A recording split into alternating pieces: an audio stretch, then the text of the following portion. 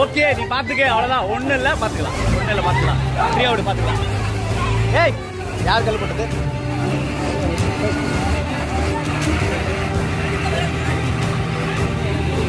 புடி புடி. விட்டு விட்டு இதுக்கப்புறம் பாத்துக்கலாம். விட்டு இதுக்கப்புறம் பாத்துக்கலாம். விட்டுருங்க பாத்துக்கலாம்.